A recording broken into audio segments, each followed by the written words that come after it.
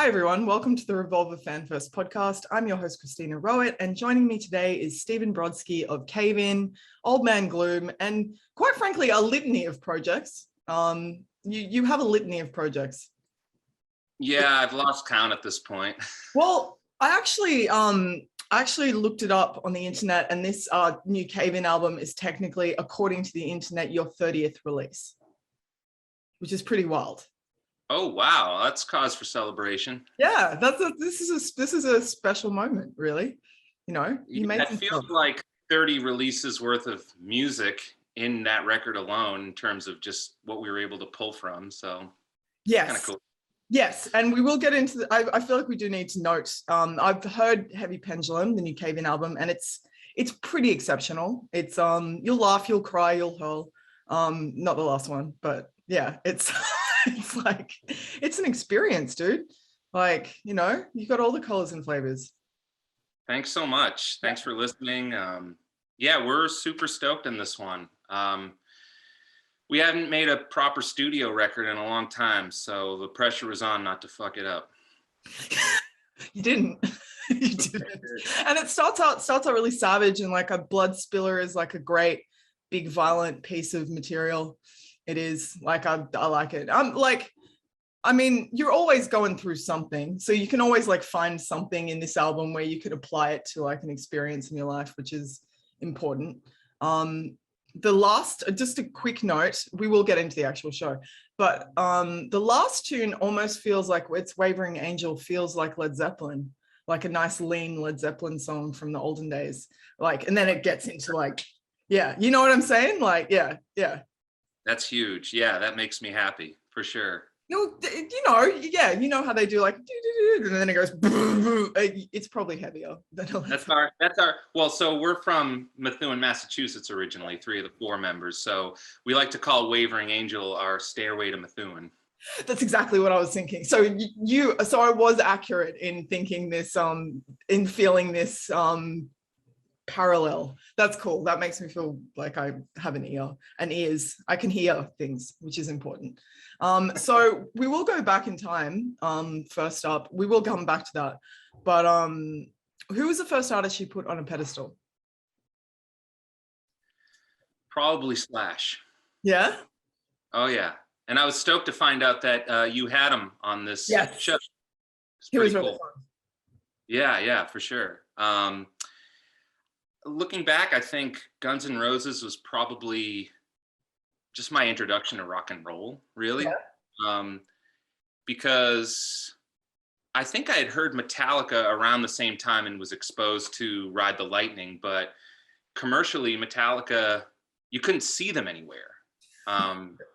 So Guns N' Roses, I think visually was everywhere. So like even the record cover, like there was this, you know, skeleton version of all the members on the front of Appetite for Destruction. And so, yeah, I guess when I discovered Guns N' Roses, it was at an age where I was like particularly awkward and struggling in my own skin and just looking for some sort of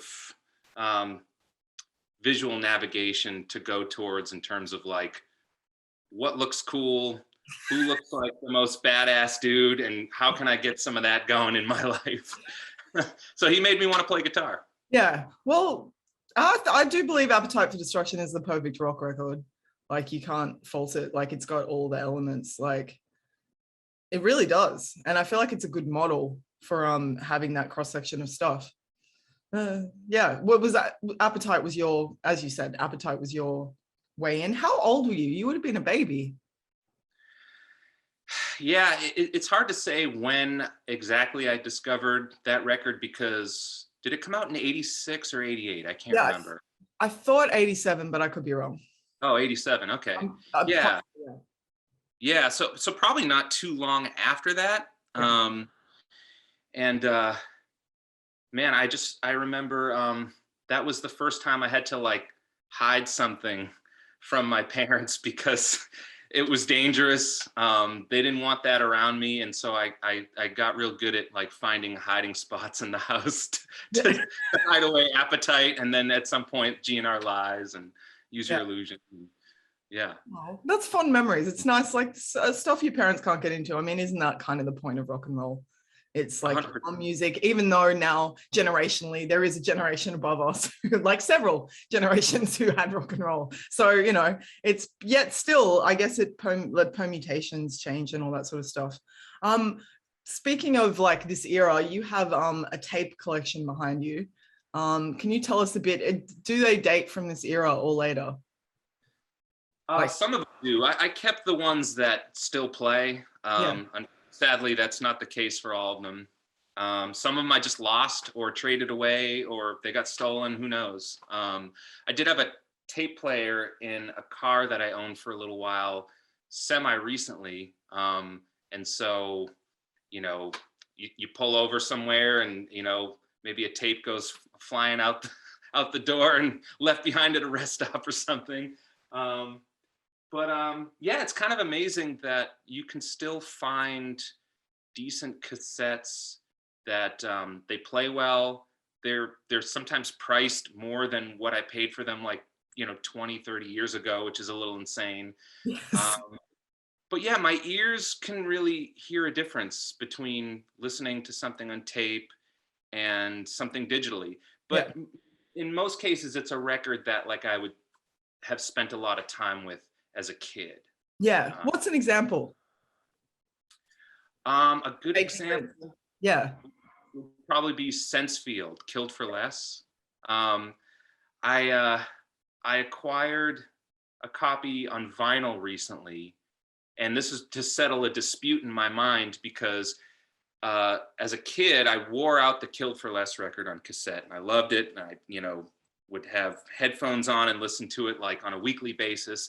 And then as I got into listening to it via streaming service, I was convinced that they remixed it. I was just hearing stuff that was off and things that weren't there, or levels had changed. And so I was doing research and trying to figure out if they had remixed the record, and I couldn't find anything about it. So I got a copy in vinyl to settle the score, but I wasn't familiar with that record on vinyl as a kid. So it was sort of this like skewed, you know, referee in this battle of like digital versus analog. And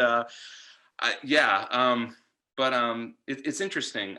I think that record, among many, are just like, they're things I'll just never hear the same by streaming services. Do you have an ear for detail, do you think? As a musician who's put out like an absurd amount of work, do you feel like you listen to a lot more of the detail than your average listener? And does being a musician affect that, or have you kind of always been like that?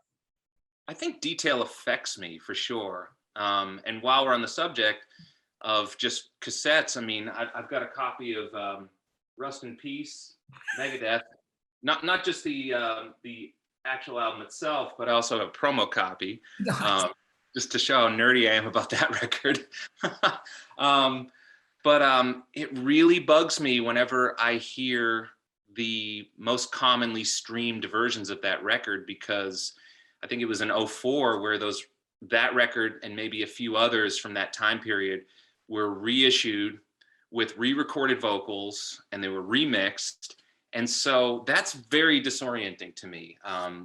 Generally, like if a band goes back and tinkers with their record or their recordings, I'm not a fan of it, even if it quote unquote technically sounds better. I just find it very disorienting. I think sound is very much like, it's like any other sense. If you experience it, it can really be that like weird portal into very sort of hidden special memories that only like a song or a record or a sound can do.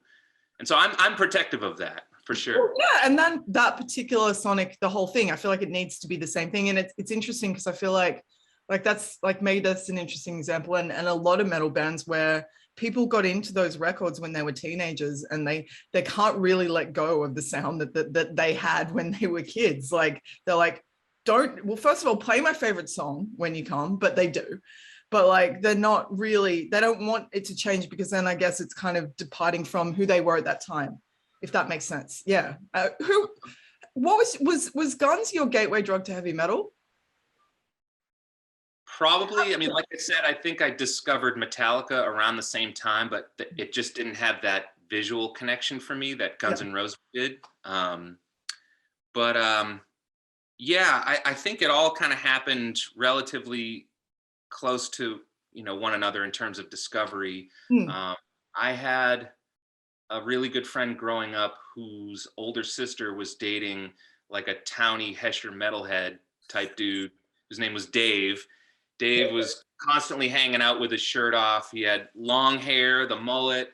He played guitar. He was like the coolest dude, and he was a prick. And he was incredibly protective of his music collections. So whenever Dave wasn't around, me and my best friend at the time would sneak into Dave's, well, it was his sister's room, but it's where Dave kept his music collection. Of course And he did. yeah. And Dave so, doesn't have a home, man. Yeah. No, nowhere safe to keep his records. Good old Dave. yeah. So that's how we sort of discovered, like, you know, Metallica Ride the Lightning was probably one of the first metal records that I ever listened to. Early Anthrax recordings as well, like State of Euphoria, Attack of the Killer Bees. So like late 80s, Yeah. Early 90s. You're a little kid, a little metal kid. Little young, yeah, a little towny fucking metalhead. Did you dress the part? Did you start pulling a look together? Like, I tried. Again, the mullet was that was the thing that I think was like a fair compromise with, you know, hey mom, dad, like I really don't want a haircut, but can I just keep this back here? Party at the back. You know, it's an important thing. You know? And, you know, I mean, Scott Baio was rocking one of those, so they could just turn on TV and be like, oh, you know, that guy's not so bad. All right, you can grow a mullet. Who was the first artist you really saw yourself in? And were you playing music? I'm asking you two questions at once. And were you playing music at this point? Because I mean, you started caving when you were what, 16? 15. 15, yeah. Yeah. I think the first artist I really saw myself in was probably Kurt Cobain. Yep. Yeah. And again, this sort of happened around that time I was talking about earlier, where I was like very awkward and just struggling in my own skin. And I just felt like whatever awkwardness there was made to feel like it was okay. It had a home, it had a place, it had an outlet. And yeah, I just remember also Nirvana was very polarizing, and I thought that was exciting. Because they sort of drew a line in the sand between like what people were sort of willing to let themselves get into, at least in my experience growing up in your world. Yeah, for sure. And so yeah, they were sort of like this cause, or this this like flag to sort of hold, to say like, I'm on this side. Like, I don't care about sports, I don't care about having expensive clothes, and I don't care about modern pop music, you know, as we all know it in 1990 or 91, you know. So yeah, I would say Kurt Cobain, and also just the way that Nirvana kind of carried themselves. Like, if you look at interviews that they did in like 91, 92, I mean, they were just so goofy. They didn't give a shit. It was never a straight answer. I love that. They were like toying with the, I guess, the constructs of whatever was sort of, you know, propelling them to popularity at that time. And I just thought that was so cool. And it gave me the idea and sort of the vibe for like how to sort of do my own band. And and so to answer your second question, I did start playing music right around the time that I discovered Nirvana. And what was really empowering to me was that, you know, as a young player, I remember not having the strength in my left hand to do power chords, but you know, early on I could sort of jump from one open chord to the next, and I could sort of carry a song that way. And learning Nirvana songs, which are very heavily power chord based, I was able to find open chords to substitute those power chords, and I could play my way through like, you know, some open chord sounding version of Smells Like Teen Spirit or Territorial Pissings. Yeah. And that was huge for me, because as much as I love Slash and he was the reason why I wanted to play guitar, I quickly learned that I had a long way to go before I could rip like that, dude. Slash, yeah. Well, it's so funny. Like, John from Baroness was here a couple of weeks ago talking about how when he saw the premiere of Smells Like Teen Spirit, it was the moment where he thought he could be a musician. And Misha from Periphery had the same kind of experience. So I think it's really interesting that there's this entire generation of heavy music that was so affected by that as really young kids. And I think he was such an interesting character as well in terms of values, like the values of that world, and not compared to like cock rock. Obviously I'm looking at it through a lens of now, back then wasn't there and stuff, but it feels like he was a different kind of a man as well to what, yeah, like such a different kind, like the humility and the kind of, yeah, just not wanting to play that role. And I read a book about him his manager wrote, talking about kind of, he was actually orchestrating a lot of this. It wasn't actually an accident. He was very carefully curating his world in a lot of ways, but that would be what a manager says at the same time. So you got to take it with a grain of salt. But I read this book and that was one of my takeaways as well. Yeah. And there's like this really cool contrast of aloofness and the whole thing seeming very spontaneous as to their trajectory as a band. But yeah, like you said, come to find out, it was heavily orchestrated, and you know, there was a lot of care put into how that band was presented. And doing like big things for causes and stuff was really cool. I guess that kind of leads me into like alternative music and like hardcore. They feel like they were different worlds. And obviously you've made music that would, I mean, genres are just lazy. I'm not gonna lie. Genres are lazy journalism. I try and avoid them, you know, metalcore, emo, alternative music, hardcore. I mean, it's all ridiculous. It's just lazy. It's like, yeah, this kind of sounds like that thing. But, you know, you've been called all of them. How did you kind of segue into, finding underground hardcore in particular, like, because that's a whole world in itself. Yeah, beyond. Sure. Yeah. Well, going back to Nirvana and, you know, this cassette collection and the whole idea of like sort of using these things as roadmaps, just to find something deeper. I was already into that, and I loved, you know, the covers that Nirvana did, like, oh, cool, this song D7 by the Wipers, and then doing a little research and being like, oh, Sub Pop Records, which also released the Bleach record, put out this Wipers collection. That's really cool. I should check out more Sub Pop records. And just connecting the dots was super exciting for me. And I had all the energy in the world as a kid to just go down that rabbit hole. Yeah. And it's kind of, well, what was your first discovery that totally blew your mind? Or was that it? That might have already been it. I mean, the whole world of Sub Pop was really exciting to me.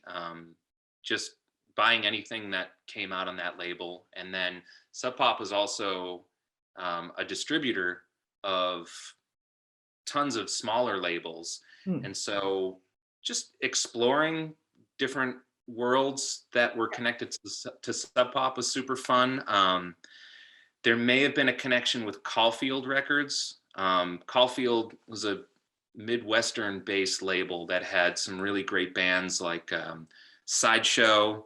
Actually, the bass player vocalist of Sideshow was the head of Caulfield Records. And then they also put out a band called Ethel Meserve, which I really dug. And then, of course, Giant's Chair, which is a huge influence on me as far as my guitar playing and songwriting goes. And Caven actually covered a Giant's Chair song at some point on a record we did called Tides of Tomorrow. So that's just one little rabbit hole that I went down. And then, of course, like, this all led to me finding the world of like hardcore punk as I knew it, in terms of like what was happening in the mid 90s, kind of starting from what was immediately around me, and then that sort of sprawling into like what was happening on Victory Records or New Age Records, eventually Hydra Head Records. And I just went as deep as I could. And so yeah, all of this kind of was swirling around in my mind when it came to the start of Cave-In and just sort of figuring out what we were going to do musically. Yeah. What kind of animal did you want to be? I don't. What kind of animal did you want to be as a band? How would you describe it as an animal? Yeah. Well, that's a great question. I know technically an octopus is probably not an animal. Yeah. They're an animal. They're totally an animal. They are animals. They're not maybe they are mammals. I'm not even sure. They're an incredibly interesting animal. They are very intelligent. Yeah, absolutely. I mean, I'm like everyone else, you know, my octopus teacher made me cry, and it's true. What are we made of, stone? Yeah. So I don't know, maybe an octopus because just of the various sort of tendrils that seem to be sort of coming out of me and reaching into different worlds of music that I loved, and that maybe not on the surface seemed connected, but there was like a shared sense of purpose and, you know, I guess like having sort of like a collective movement. Yeah. And, something that spawned from this alternative rock explosion that happened. But I at that point, like 15, 16 years old, I was way into exploring the alternative to the alternative, you know? Yeah, just get deep, you know? Just go, yeah, a little. Which Buzz from Melbourne's would have been proud of you doing, like going deeper. He would be like proud of you doing that. Okay, I've a question based on that. Like, what do you think is the purpose of this music? What is like? Because I think that's important, like the values. Because I think that there are different values to your traditional heavy metal, or you know, this kind of world. What are the values of this world, do you think? That's a great question, and I think it's a great way to just learn how to coexist in a community of people.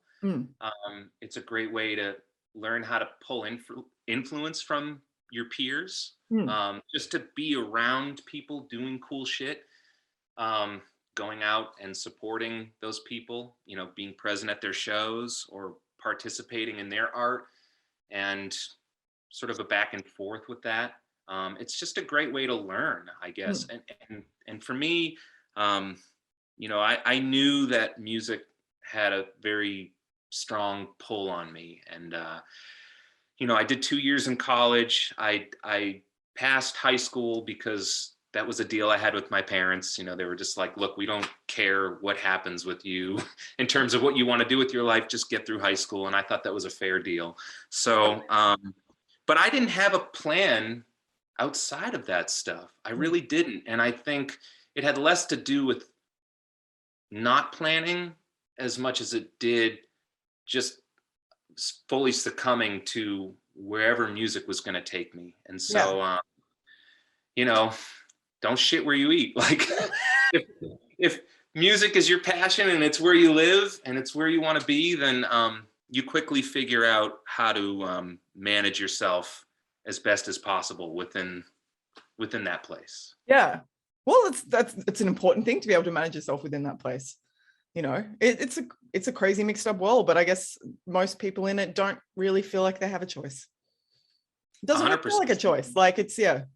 And those are some of the most brilliant, amazing artists who, you know, that's where they deserve to be. That's where they belong. That's where they find a sense of being and in a weird way, a sense of society. Yeah. You know? Yeah. And that belonging and stuff. And I think it's still true. And especially in the last few years where that was taken away, I think it's kind of cool to see. It's great to be at shows now and see people be humans again. It's important. But I remember the last time we spoke, I was talking to you with Nate from Converge. Obviously you have a lot of weird parallels, like you were in Converge, then he was in Converge. And I want to talk briefly about Converge because you said that was a band that really changed the way you saw music and what you thought was possible with music. Obviously, you made your first album with Kurt from Converge. You just made Heavy Pendulum with Converge. With Kurt. There's a lot of connecting points. So how did you find them, and what really struck you? What do you think they were doing differently to other artists at that point and now? Sure. That was a really simple question. Real simple. Yeah.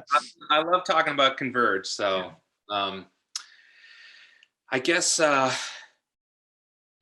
of going back to that time when I was exploring the alternative to the alternative, my first exposure to hardcore was kind of negative, actually. I didn't like the macho aspect of it. I didn't like the tough aspect of it. It was reminding me of the people that I chose to stop hanging out with in order to embrace a more like sensitive, artistic, musically minded, and just, artistically minded crowd of people that were more my speed. Yeah. So I had a lot of resistance to some of the early hardcore music that I was exposed to as a result of that, like stuff that was happening around here. I chose not to go to certain shows because I just felt like I didn't want to be around this violence, or I wasn't ready to embrace it, and I didn't know how to. And I think discovering Converge kind of lit the way for me, because it was actually Adam McGrath of Caven who it was our sophomore year of high school, at the very beginning. And up until that point, Adam and I, we knew each other, but there was like a weird friction with us. He had fully embraced all things hardcore music way before I did.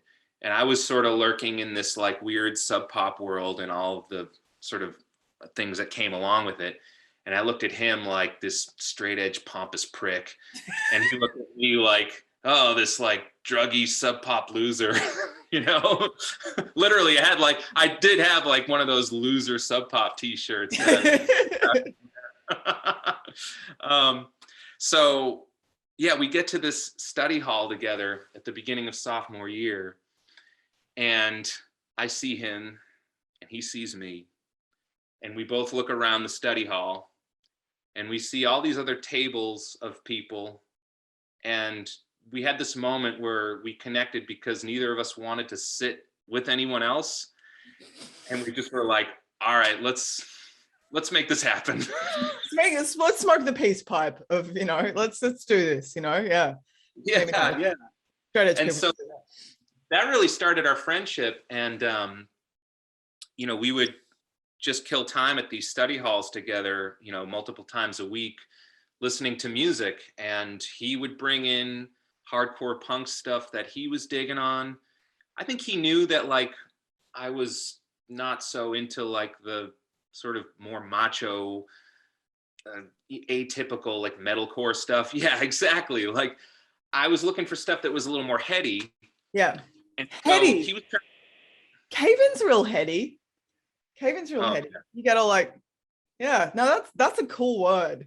Yeah. Thinking as Hydra Head once said. Yeah. Oh, good call. Yeah. Anyway. Yeah. So he was turning me on to stuff like Frail and a band called Chokehold. This sort of like counterculture of like heavy hardcore that had like a sensitive side to it, and also had like a political edge, and had sensitivities that were aligned with like things that Nirvana was about. I thought was cool. And so in contrast, I would turn him on to stuff that I thought would resonate with him. So I think his first experience listening to Sunny Day Real Estate came from me bringing in the Diary record one day. And I was just like, there's this awesome sub pop band I think you'd like. And of course, come to find out, they have connections to the world of like hardcore as we know it. I didn't realize that at the time, but so in these like exchanges, Adam had a copy of the Halo and Haystack record, Converge, their first album, and he had made a cassette copy, and he brought it in. And I remember listening to it one day, and I just had this feeling come over me that like I was hearing something that I wanted to hear and didn't even realize that I needed it. It was thrilling because I knew this band existed so close to where we were at the time, like Methuen High School, in that study class, and then just going, oh my God, these guys are from Andover, which is like just a town over from here. And, the sonic quality was better than any of the demos or anything that we were able to produce at that time. And it was just this mixture of like metal and, come to find out later, jazz, screamo, like and emo, like old school emo, like before the guy liner and before like the that was a questionable time. Haircuts, It was a question. That was a questionable time. As an industrial goth, I was like, I don't care for this. This is not good. But I think emo before that had some merit. But I was like, the children of that weren't great. They weren't great. It wasn't good. There was good stuff happening. There was good stuff happening in the early days. What would you define as emo? Just out of interest. Side note, we're coming back to Converge. Yeah, sure. Well, so my first exposure to emo was something that I was looking for, which was like it had its connection to the world of like hardcore. It was musicians who wanted to play harder and wanted to play loud and wanted to play noisy. And it wasn't commercial, but again, the interests were aligned with like the stuff that I loved about Nirvana, like, an open forum for politics, sexuality, drugs, and it was kind of interesting just to see how people dressed too, because there was like a disdain for capitalism in a way. So the idea was like, don't buy new clothes, go thrift shopping, which I was already trying to look like all those Seattle grungers from the early 90s. And I was like, I got the thrift stores on lockdown already. Yeah, already case the joint, not even needing to adjust. Yeah, it's good. No, it's good. Okay, back to Converge. Yeah. Kurt, like, there's just so many ideas in that band. So many visual ideas, so many sonic ideas. Like, I don't think they're ever going to stop. They're going to be like Old Man Converge, like Old Man Gloom. Who are looking like wizards. You've got to dress like wizards. Anyway, yes. So how did you were in the band? I did end up joining Converge. Yes. Yeah, that was huge. Yeah. It's funny because the Chili Peppers, they have this new record that just came out, and so there's all kinds of press on those guys, and the Broken Record interviews that all the members have done with Rick Rubin have been very interesting, especially John Frusciante, who, notoriously, like, his favorite band was the Chili Peppers. And, from what I understand, like, the only notable band that he's ever been in was the Chili Peppers. And, he joined that band when he was like 18. Yeah, I think he spent a great deal of time in a band called Heroin outside of that. He's an incredibly talented player, but I feel like that probably took up a fair bit of his time. Not to diminish him. I don't think it's deniable. I think that was 100% his other band, but it's good to see him back. Like, I had a friend who was just absolutely obsessed with him just as a player and just as a sensitive soul and a sensitive musician. And, those are real special, Yeah. Oh, 100%. Yeah. So I guess just hearing him talk about the early days of the Chili Peppers, it sort of reminds me of, Converge quickly becoming one of my favorite bands. And to go back to my experience with Adam in that study hall class listening to Converge, what was even more thrilling was that there was already like a mythical kind of quality to their band at that time, because in 1995, they weren't functional. Yeah. I think Halo in a Haystack came out in 94, and then there were rumors that they had broken up. Their bass player moved to go to college somewhere, and so the band was inactive. And so I remember just being kind of sort of struck by that in a way, and it made them becoming a band again to play shows that much more amazing. And I got to see them play it was one of the first shows that Caven ever played. We got to share a bill with them. We opened the show. I mean, we did everything we could to like weasel our way onto that bill. This would have been like summer of '97, I think. Dude, you were little. What are you, like, Yeah, 16? Yeah. maybe summer of '96 actually. Yeah. Because I think I may have been in the band in the summer of '97. Yes. So, yeah. Sick. Yeah. So that was a moment. That was a moment in time. It really was. It really was. I learned so much.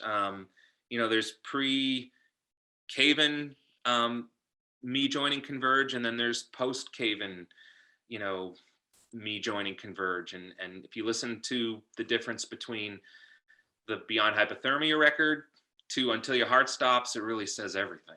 Yeah. Well, actually, that's an interesting point. Like you made that album and you just made the new album with Kurt. How weird is it kind of going back into that? I mean, you've done other stuff with him or whatever, but what did you want to achieve then and what did you want to achieve now? And how much has that kind of changed? 30 albums, 30 releases in. Yeah. Well, back then we were just flying by the seat of our pants. I mean, Caven was very much like a revolving door for bass players, especially, and vocalists. By the time we went in to make the Until Your Heart Stops record, we had gone from a 5-piece band to a 4-piece. I was the lead vocalist. Caleb had joined the band maybe 3 to 4 months prior to the making of that record. And we were just like, it was just a whirlwind of change. And so the fact that we finally got to a studio to just do something that was beyond just like little spurts of recording time to, make a single for this label or to record a comp song for that label, and to do a fully realized statement of an album's worth of material was huge. And that was also inspired by Converge, because when I joined the band, that was also their mission statement. They said, we want to make a proper album. And that became the When Forever Comes Crashing record, which came out in like 97, I think. Mm-hmm. So again, very inspiring to Caven, like new lineup. They had a new bass player. They made When Forever Comes Crashing. Here's Caven, recording with Kurt, who also engineered When Forever Comes Crashing. And we have a new bass player, and we're going to make a full record. That's a beautiful thing. Yeah. Well, what were you trying to do now? I mean, there's just so many, you're really good at sorrow. You're really good at sorrow. You're really good at it. Like it's in a way that's kind of soothing and the antithesis to actually the experience of sorrow, which is really cool. But like there's love and sadness and grief. And have you ever read that Nick Cave thing that he wrote about love and grief? I believe I have. It was published on a blog that he keeps. Yeah. On that blog. And he's just talking about love inherently is tied to grief. You can't, like the way the world, you will it's eventually going to cause you grief. Like that's just the nature of love. That's the path that we all must take. And that's the way of the world sort of thing. And I thought that I feel like you're covering a lot of those places on this album and stuff. And how far has the pendulum swung for you from like when you started making this? So like where do you see this pendulum? It's called Heavy Pendulum. Where is it swinging from and where is it ending up? I don't know. That's a great question. I don't know. I wrote questions and then I just comes to my head. Yeah. Well, the whole idea of Caven being a creative entity in the past like 5 to 6 years was largely born out of an idea that Caleb had for how Caven could sort of do something new and fresh for us. And so these conversations started in like 2016, 2017. And, Caleb had really, really come into his own as a writer, especially, Perfect Pitch Black and Beyond. With that record, having made to awesome Zozobra records and all the stuff he's done with Old Man Gloom. And so, you know, at that point, you know, 5-6 years ago, it was kind of a no-brainer just to really take what his feelings were about moving forward, and to just run with it. And so, so his mission statement became sort of what we started on the Final Transmission record. And, you know, part of his whole thing was Caven's got to go back into a studio. We got to make a proper record. I mean, we've been doing these like renegade rehearsal space recordings for a while, which were super fun. Like making White Silence was a blast. You know, as sonically challenging as it might be to some ears. I guess just in compared to like some of our other releases, but and then of course, you know, we never got to go to the studio with the material that we were working on because Caleb passed away.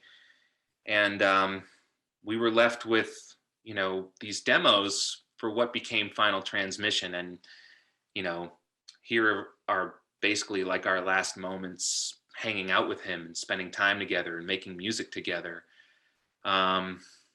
So. Wow. Yeah.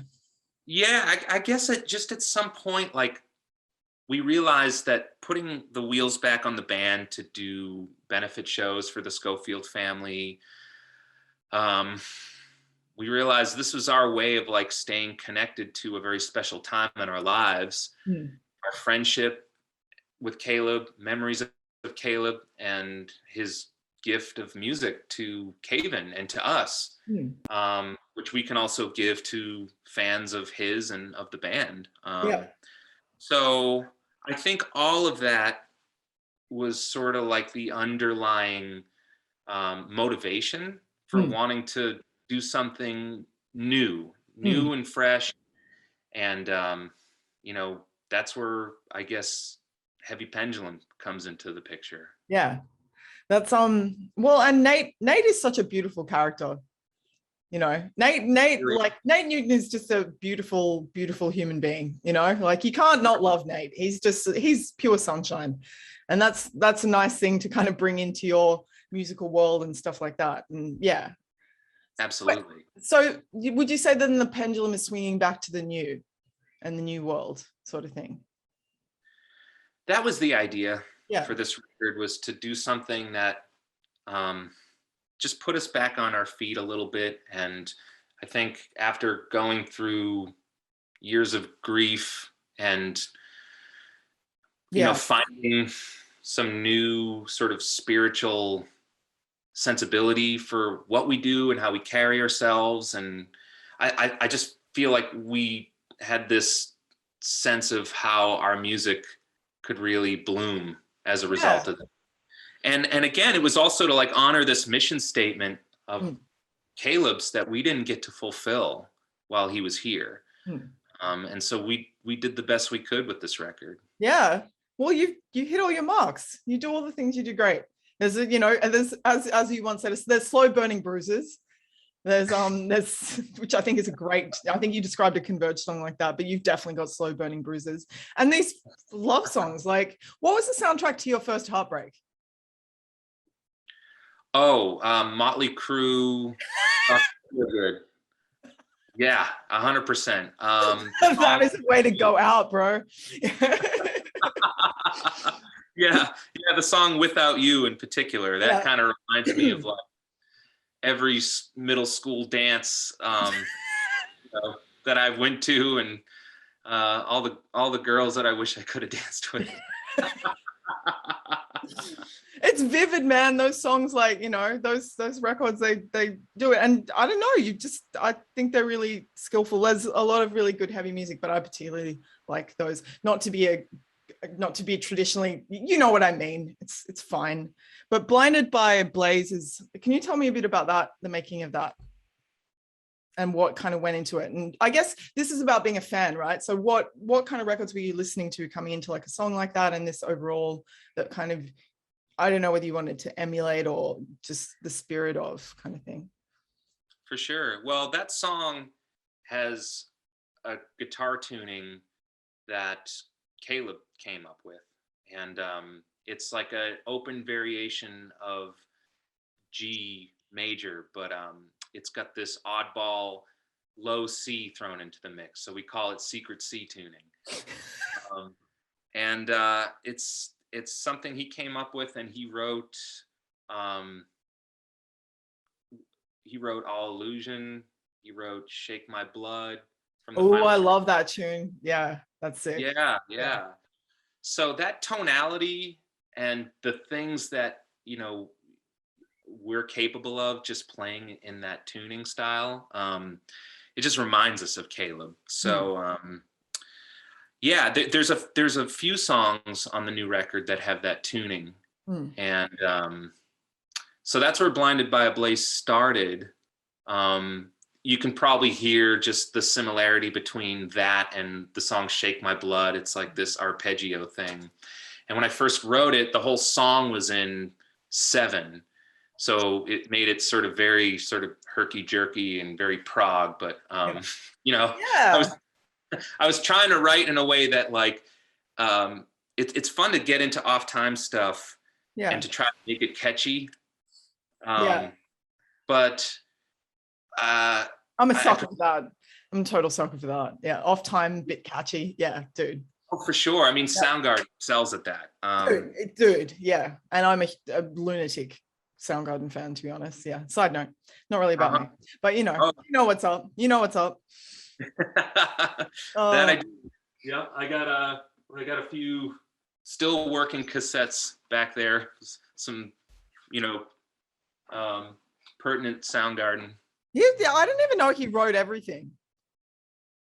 What's that dude wrote everything in Soundgarden. He was like the primary songwriter and the whole thing. Like he was just Anyway, side note. Okay, actually, yes. Okay, who would be on your musical Mount Rushmore? Slight side note.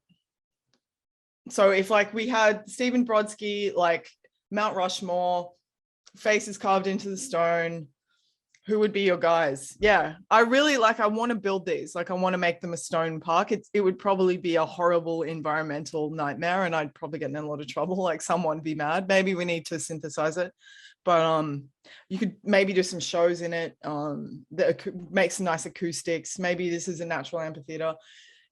I digress. I love that idea. So it's a beautiful dream. See, we all have dreams. Yeah. So I guess my Mount Rushmore for rock and roll. Let's see, what I get 4 faces. You get 4. Okay. Not 5. I learned that through the YouTube comments. Get like a basket case thing going on. People got mad. Yeah, they're like, I'm like, I'm an American. How do I know? Like, anyway. Some vibes there. Yeah, it's a whole time. Yeah. Jimi Hendrix. Yeah. Yeah. You know, because being that he was sort of such a key component of the Seattle sound that came after him. I mean, if you listen to like Pearl Jam, all those guys are playing like Hendrix, you know, the Mad Season record. He just had such a huge influence on just that whole region, and it's so traceable in such a cool way. Really? I never would have like drawn that direct correlation. That's interesting. Yeah. Yeah, I mostly in the guitar playing. Yeah. And I don't know, maybe part of me is sort of, you know, biased hearing a Hendrix song on the single soundtrack. You know, sandwiched between Mud Honey and. That's a good soundtrack. That's a solid film soundtrack. Don't Alice in Chains play in that movie? Yes. Yeah, young Alice in Chains. Yeah. They were playing It Ain't Like That Anymore. Yeah. Ripping I love Jerry's touring with Greg. I think that's such a cool little, you know, connecting from different worlds, like Greg Puciato doing the Lane parts and stuff. Like that's wild. It's like different regions of music I love, like getting together, and good on them. I really want to see those shows. And they're doing like a million Alice in Chains songs in those sets. So it's pretty cool. Yeah. That's so cool for Greg. And you know, Jerry he's really up there with someone who's guitar playing, and just his whole vibe is like really kind of turned my head around in so many ways. Yeah, totally. So let's see, I get 3 more faces. So we got Hendrix up there. Let's put, we need a great drummer. So let's put Dave Grohl up there. Yeah, wow, yeah. Oh, Yeah. Dave. Yeah, absolutely. I mean, the thing that really struck me about Nirvana, just right off the bat, like the first few seconds of the drums kicking in, I was like, I'd never heard drums sounding so militant and so overpowering, so loud in the mix, and so repetitive in such a cool way. Yeah. So yeah, we'll get Dave up there. You know, I'm a little biased too because he took my band on tour. So That's Thanks, nice. Dave. What? Tell us that story. Cobain was signed to RCA, and the Foo Fighters at the time were on RCA, and we shared the same A&R person. And this guy Bruce Floor, who signed Cobain and the Foo Fighters, he just made it happen. And it was a total power move on his part, but you know, I'm sure Dave's not going to just take any old band on tour, so he must have listened to something and liked it. And just to know that, you know, there was some connection there, was really exciting for us. And so we did 2 tours with them. We did direct support for a UK tour. It was like 2 weeks long. And yeah, I mean, the first show was like Manchester Arena, which is like 17,000 people, and super chill. Yeah. I mean, just sound check alone, like JR hitting his bass drum and, you know, hearing this kick drum sound slowly traveling and reverberating like off the walls of this massive place. Like, you know, funny little memories like that. Sick. Yeah, so we got Dave up there. Let's see, we need a killer bass player. It's important. Pardon me. Cliff Burton. Hey. Yeah, we got to put Cliff up there because I think Metallica would have been a great band with or without Cliff, but he brought the classical element, he brought the punk element, and so you take classical, you take punk, and you take thrash, and you know, you see the trajectory from like Kill 'Em All to Ride the Lightning, where all of that stuff finally is like coalescing in this very cool way. And it's obvious that, you know, Cliff was a devoted player on the Kill 'Em All record, but as a writer, you can really hear him come into play with Ride the Lightning. So, you know, gotta put him up there on the mountain for that. This is a good mountain so far. You got one more. You got one more in the mountain. Okay, one more. Yeah. It's a pretty. I'm down with this mountain. It's pretty solid. Yeah, I'm feeling it too. All right. Life characters. All right, I'm not gonna fuck this up. So we need a great vocalist, a great lone vocalist. Yep. Robert Plant. Yep, do it because you've got your Stairway to Methuen. I'm so stoked you called it that. That is honestly my happiest time of the morning because I was like, you can almost like see the kind of grainy footage, and you got to do a video to that. You got to do like a ridiculous 70s video. You got to dress like Robert Plant, like go all the way, go all the way, Stephen. And we've not seen this in you before, and I think be ridiculous because that is an experience. And yeah, how did you find 70s rock? Like where did that fit into your musical context of like bands like that? I mean, I'm a 70s child. I was born in 79. Yeah.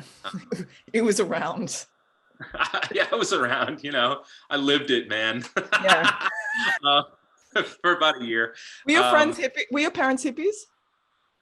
No. I mean, my dad was into some really great music. I mean, he had Zeppelin records in his collection. And when I first started taking lessons to play guitar, I remember my teacher at the time, John Zakowski, was he was like, "You ever listen to Led Zeppelin?" And I was like, "I don't know." And he's like, "Well, go home, go through your dad's record collection, chances are he's got a Led Zeppelin record in there, and he was right.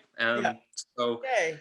yeah. I would say like it probably starts there for me. Yeah. And then actually one of the first records I ever bought with my own money was Faith No More, The Real Thing. And that was my exposure to Black Sabbath. Yeah.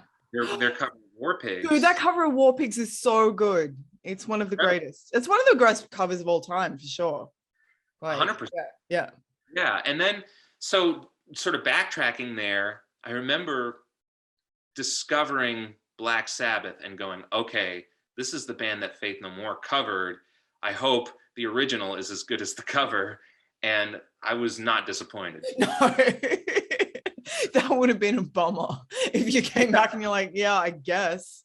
I mean, I guess. But I mean, yeah, far out. Like, they've got such prescient lyrics. Like, it's kind of scary. What's the lyric that you're particularly proud of the new album? What's like a little line that you really enjoyed penning? From the new record, let's see. I mean, you got a lot, but yeah.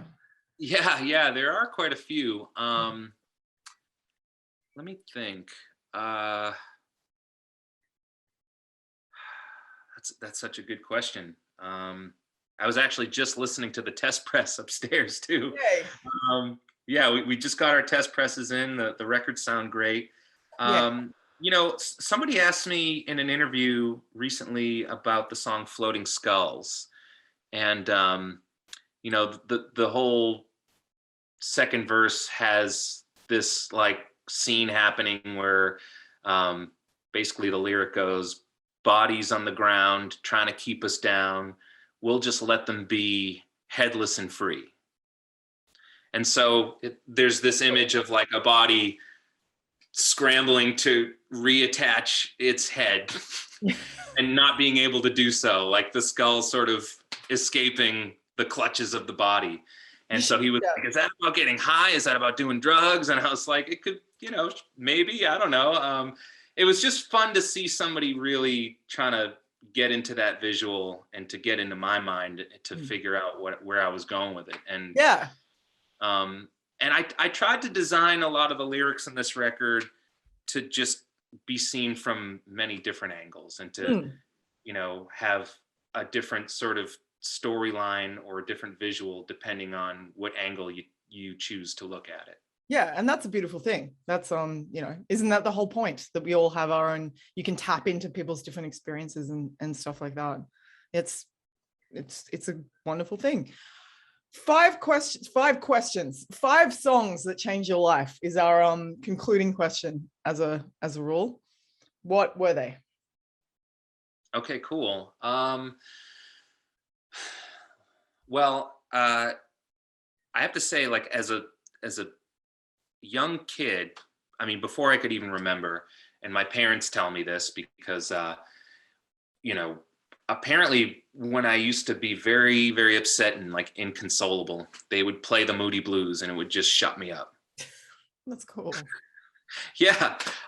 So I honestly, I don't love the Moody Blues. However, Nights in White Satin is a song that, like, I think, like you said earlier, like you have to be made of stone if you don't feel something listening to that song. Totally. So the inconsolable me chooses that as number 1. Yeah, the inconsolable me is a nice name for a song. You should use that song. The inconsolable me is beautiful. That's great. It's great. It'll be the name of my biography. Yeah. That's awesome. Keep that. Yeah.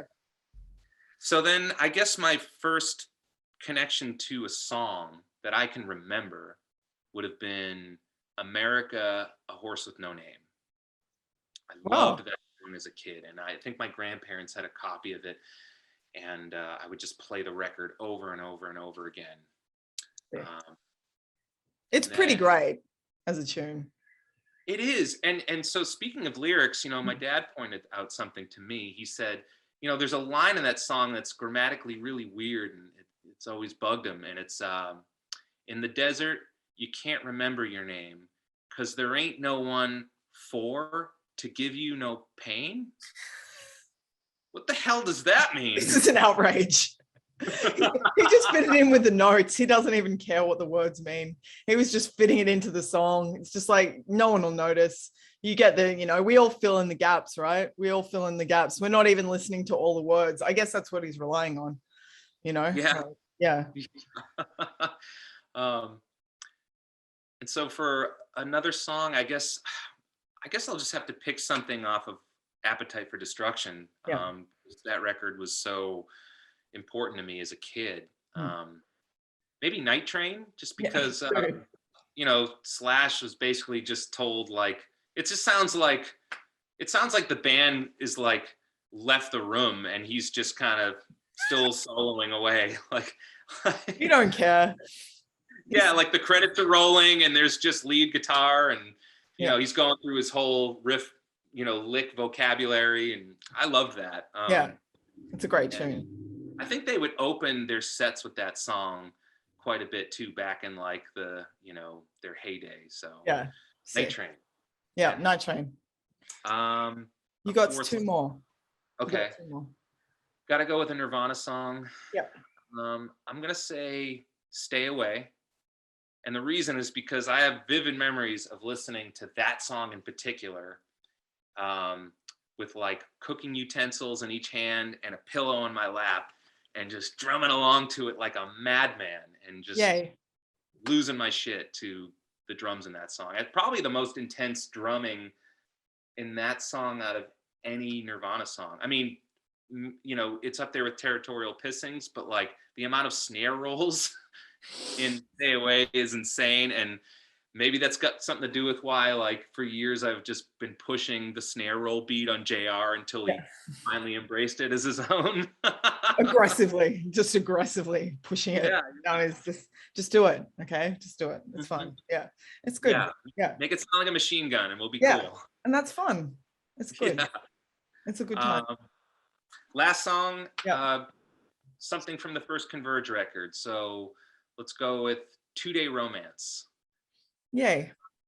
That's a beautiful, just a beautiful love song, in a world of like hardcore metal toughness. There's this really sort of tenderness about that song, and just the windy way of the guitar riff was just mesmerizing to me as a kid. And there's so much music around that time that I tried to write that felt like it was on par with that record and that band. That's beautiful. That's a great, I'm gonna go listen to those 5 songs. That's a good, I like how it escalates as well. That's a definite escalating tune selection till you get to that. And you're like, da, da, da. Cool. Well, thanks, Stephen. Thank you for taking us into your little world, your little musical world. There's cool things happening in it. You've made some nice things. You made some nice things.